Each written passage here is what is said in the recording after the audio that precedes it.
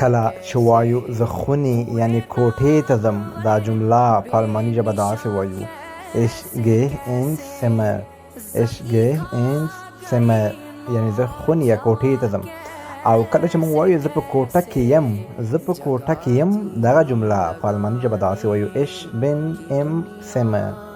ich bin im Zimmer. او کله چې موږ وایو زه کوټې ته نه ځم، زه کوټې ته یعنی خونې ته نه ځم، دغه جمله په الماني ژبه څنګه وایي تاسې ولیکئ په کمنټ کې دوستانو، چې نور دوستان هم زده کړئ. که غلطه وي زه به په کمنټ کې درته صحیح لیکم.